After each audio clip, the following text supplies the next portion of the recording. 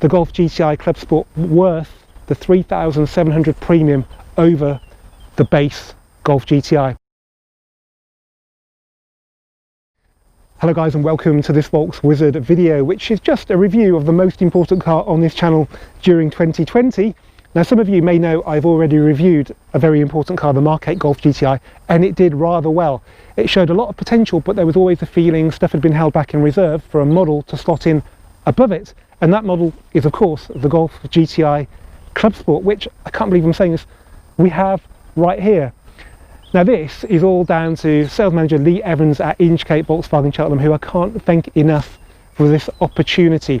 Now, if you're interested in buying a CLUBSPORT, in the video description below there is a finance quote from Cheltenham Volkswagen. So if you like what you see, you want to get your order in, because the order books are open, contact Lee and the team at Cheltenham Volkswagen and they will sort you out. Now, today the purpose of this video is to answer the big question: is the Golf GTI CLUBSPORT worth the 3,700 premium over the base Golf GTI? Now, we're going to find that out by looking at the exterior styling, what's really changed. We're going to look inside it. We're going to look, most importantly, at the technical specification. And I can't believe this, we're going to take this for a drive on some lovely Cotswold roads. So, without any further ado, let's have a look at these two amazing Golf GTIs. Okay, let's get the ball rolling then by talking about the exterior styling changes of the CLUBSPORT over the base GTI. Now, this CLUBSPORT, kindly provided by Cheltenham Volkswagen, is in reflex silver, not a colour I actually thought they'd ever use on the Mk8, but I can see why they did. It goes back to the Mark 1 GTI and it looks really good because it picks up all the black bits, which white also does. Those two colours look amazing. I don't know if you've seen a King's Red car before on video. They've only just come into the UK and this is the first one I've seen in the daylight, and actually it doesn't really do it for me. Maybe it's because in isolation it looks good, but next to this really clean looking silver car, I just think it looks a bit dull. Something else I need to point out on this car is that it's not on standard wheels. So standard is the 18-inch Richmond wheels, which everyone really hates. You can spec the Adelaides off this car on the CLUBSPORT, and they're about £750, but they're not going to be distinctive to the CLUBSPORT. So I'd suggest you do what the sales manager here does and bin your Richmonds, put them in the garage for winter or something like that, and go and buy yourself some other wheels. These are the Brescia wheels from the Mark 7 CLUBSPORT.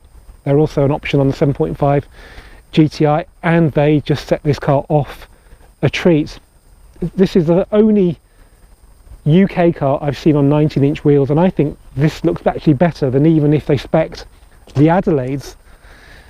So yeah, that looks really nice. You can tell this car was on 18s though, because it doesn't have the wheel arch extenders of this car, which was factory fitted with the 19-inch wheels. Okay, other changes are that even though this looked aggressive already, this looks even more aggressive, very air hungry now. So we've lost the fog lights because there's something in here that needs air. This is blanked off though. That's quite interesting. So on the older cars, if you had DSG, you used to have another cooler, but this is DSG and it doesn't seem to have a cooler up the side of it. Now, a big problem with these potentially in the future is stone chips to this, probably the aircon rad there, because there is nothing protecting that at all. That's same on the base GTI as well. So yeah, it's not a simple case of just removing the fog lights though. The whole shape of the front bumper is different. As you can see on that car, it kind of does some little spats that stop under the fog lights. This carries on right around the front, gives it more downforce, and it needs that because it's got a lot of downforce at the back. I mean, look at the size of that spoiler. I'll put my hand in there. So if I put my hand in, that's past my wrist. That's how big that spoiler is. That's a standard one. I mean, that's not exactly small, but this, blimey. Yeah, and it's a biplane as well, so it's got a gap in it just like the CLUBSPORT S. Some reviews have said it's got bigger sill covers, but I've measured those and they are the same. What we do have though is a bigger brake disc. So these, don't look like Cupra spec brake discs to me. They look more like the CLUBSPORT or Performance Pack R version. Sorry, when I say CLUBSPORT, I mean CLUBSPORT S or TCR brake discs. So they're floating two-piece brake discs, drilled as well, as opposed to these pretty miserable brake discs which have a very sort of mundane caliper, doesn't even say GTI on it. We've got GTI on there. That's a much more serious braking system there. I don't think there's an awful lot else out here. We've got a diffuser at the back as well, so that's quite tasty. We've got oval tailpipes. Well, there we go, that's unusual. So yeah, and then further out, apparently, can that be the case? Well, another bit of misinformation in the reviews. Not much, no. I'd say they're roughly the same. So that hasn't got a diffuser at all. It's all pretty smooth. This looks a lot more racy. But oddly, there is nothing on here to say Club Sport. Should we have a look inside and see if there's anything in here? Now, Volkswagen GTI geeks like you and me may recognise this interior from somewhere. It was a factory option on the 7.5 GTI. It's called Art Velour. So if you had an aversion to tartan, you could have this, and I like it a lot. Yeah, I don't think you had tartan on the Clubsport S or on the Clubsport. They went more for the honeycomb, and that's what you've got here. Same with the TCR. There was no tartan in there anywhere. But apart from that, there's not a lot of difference, to be honest. The seats are buckety in style, but maybe not necessarily in the support they give you. So you could order Clubsport bucket seats on the Clubsport, but you couldn't order them on the TCR. So these are a happy medium because these are standard, and I don't think there's an optional seat on here apart from leather, which would be crazy to order. But they look really good. Unfortunately, still got black seat belts, but a bit of red on the floor mats. But yeah, it's pretty much like the other GTI. Let's remind ourselves what the other GTI looks like. So, so you get the tartan, you get the red stitching, get black seat belts. It's not that different. Are the seats different? Let's have a look.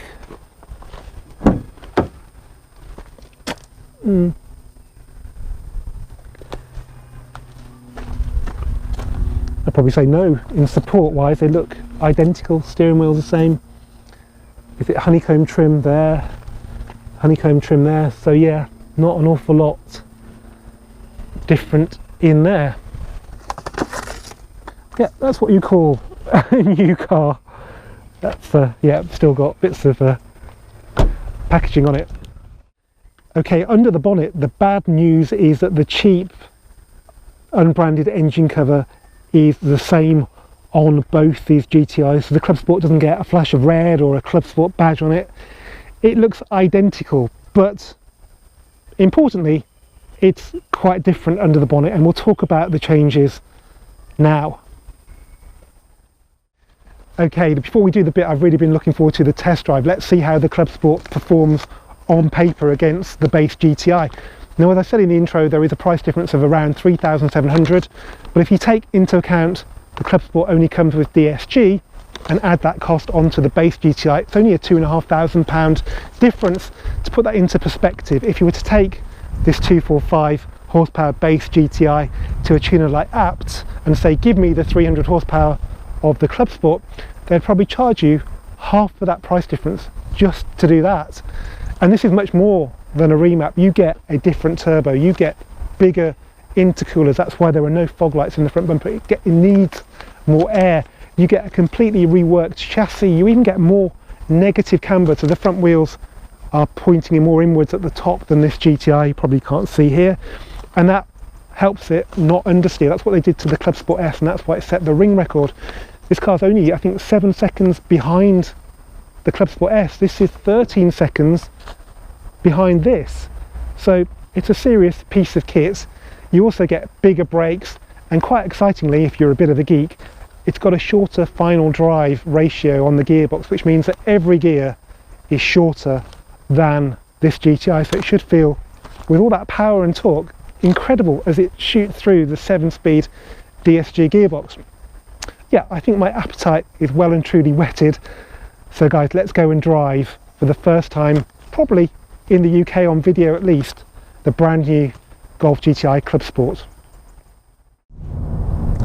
Okay, well here we are driving the Mk8 Golf GTI CLUBSPORT. I can't really believe once again that I'm saying those words, so it's with big, sincere thanks to the guys at INCHCAPE Volkswagen Cheltenham for entrusting me with the keys to this box fresh example. Now, first impressions are that it feels a lot like the base GTI in here. There really isn't an awful lot of change over that car. Sitting here, it could be that car. Just in my peripheral vision, there's no tartan, there's art velours, which I think is a definite bonus with this car. It does look really good, and it kind of makes more sense now having these buckety seats with something other than tartan on them. It looks pretty good. But other than that, it does feel pretty similar. We haven't got DCC, we've just got passive dampers. If you wanted a DCC car, apparently they're not going to be built until week 5, so that would mean you wouldn't see your car until probably well into spring. So the first batch of cars will all be passive dampers, and I think that means you don't get the special mode, which is the Nürburgring mode, because here we've got Eco, Comfort, Sport and Individual, and Individual is just like on any other car where you can just mess around with it yourself. There's nothing pre-programmed to be any good at the Nürburgring, which I'm a bit disappointed about, but I think for the purpose of the test we'll just put it into Sport mode, because we want to see how sporty this car can be, so why should we sort of temper it by mixing and matching? Let's see what it's like. Now, you hear a lot about how petrol particulate filters, OPF, are affecting the noises on cars. The good news is this car doesn't appear to be affected. Okay, there's a bit of fake noise which is going to be amplified in Sport mode, but it's probably got the loudest pops of any GTI, so TCR CLUBSPORT S. I mean, haven't even got the back seats down. That's what a CLUBSPORT S sounds like. They're really loud.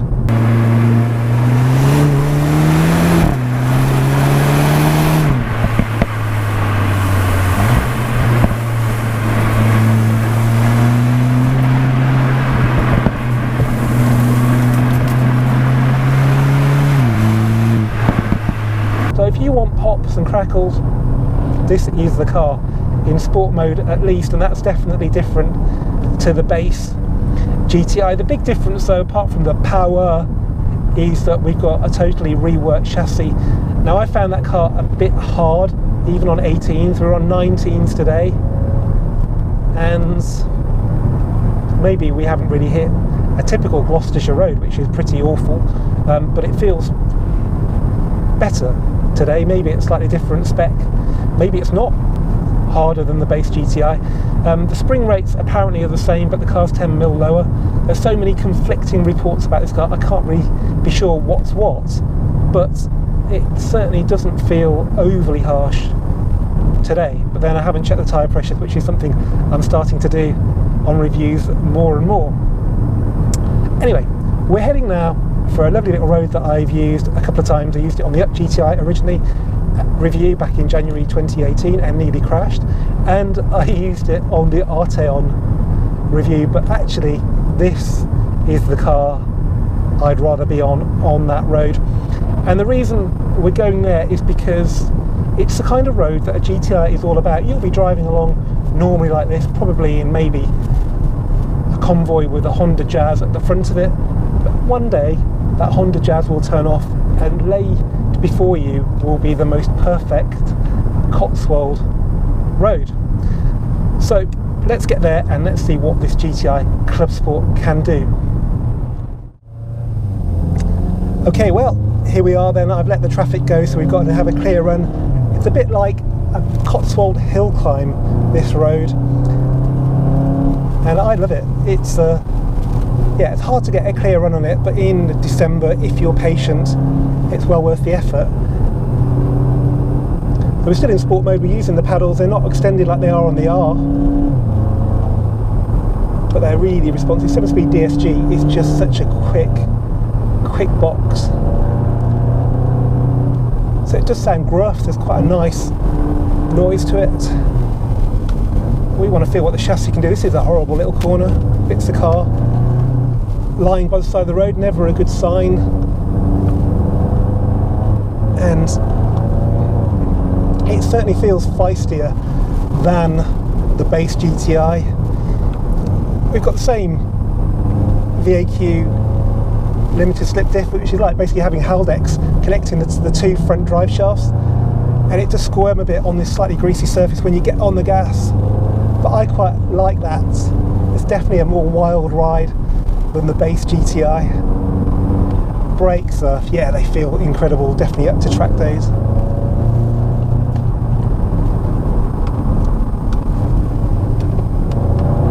Oh yeah.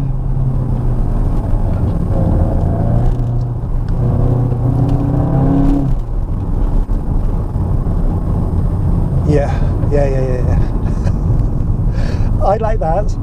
I want to do it again, but I'm not going to, because I'm going to come back in January and give this car a full test, but I don't need to do it again, because for what you pay extra for the Club Sport, it is undoubtedly worth it. I mean, if you look at the Golf R performance pack in the Mark 7.5, that was a couple of grand and you got wheels and brakes. This, okay, you don't get the wheels, but you get a very heavily reworked chassis, you get the brakes, you get the power, you get that massive spoiler as well, which some people might like. Yeah, it's an incredible car.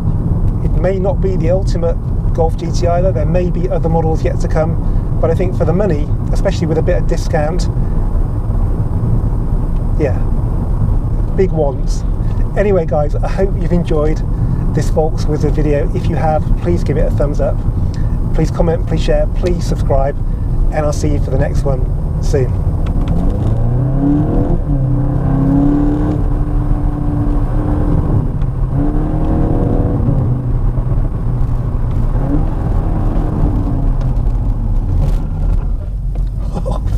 Pheasants.